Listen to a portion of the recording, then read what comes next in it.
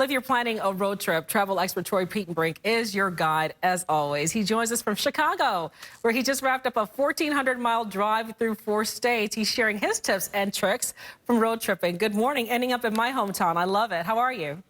I'm doing well, Maureen. All right, so what was the impetus behind this road trip of yours? I know you're a traveler anyway, but why road tripping this time around? Well, road tripping is probably going to be one of the top things folks end up doing this year. There's a lot of surveys out that says, you were just talking about it. Folks are anxious to travel right now, but there's also some caution there. So many folks are putting aside the planes and the trains and heading to their cars. Okay, so I know road tripping sounds fun, but for anyone who's done it, especially with the family, you definitely need a plan. Where do you start, right? Yeah, you definitely need a plan. And I think the number one mistake a lot of folks make is they overschedule. They try to fit a lot into that road trip.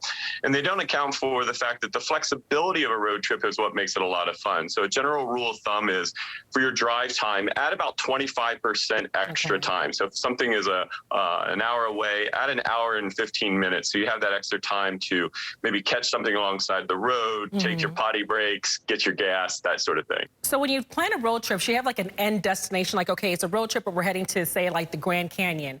Should that kind of be how you do it? Yeah, it's a great idea to approach it that way. And then you can start to think about what can you do along the way? How long is it going to take you to get there and then get back? And then also, do you want to have some downtime once you get back before you go back to work or school and those sort of things? And then you can have a lot of fun with it. If you're going to someplace like the Grand Canyon, theme it. Buy some books about the Grand Canyon for the kids to read along the way if you're a family traveler, that sort of thing. The other thing about knowing where you're going and having a plan is because you're going to need to make reservations. As much fun as the thought is to just go hit the open road, during this day of COVID and things, you definitely want to plan in advance.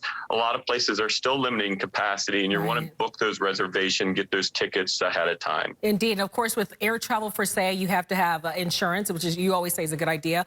What kind of insurance should you look for in road tripping? Should you is it for the destination, or maybe it's for your own personal need? Yeah. Well, one of the things about this road tripping is you're going to be in a car, and you want to make sure that you have your insurance up to date and that you have coverage for things like unexpected repairs, towing, those sort of things. And if you're renting your vehicle too, think about what coverage you have with your own insurance and what you might want to subsidize through the rental agency. Last 30 seconds, apps, always a good idea. Yeah, always a good idea. And I have some fun ones. One of them I really love is Roadside America. That allows you to find roadside attractions along your route. I've done everything from seeing the world's largest Rubik's Cube to giant shoes. Waves, obviously, a lot of folks use that for their commuting. It's great for road tripping as well. And because it's social, you find out things about road closures ahead, those sort of things. And then the last one is Gas Buddy, where you can find cheap gas and discounts because gas prices are going up as more people travel. Indeed. Gas Buddy, always useful whether you're road tripping or not. TheGayTraveler.com is the website. Our friend Troy Petenbrink, easy for me to say. Have a pleasant trip back here to the DMV. We appreciate your time this morning. Thanks, Maureen. Absolutely.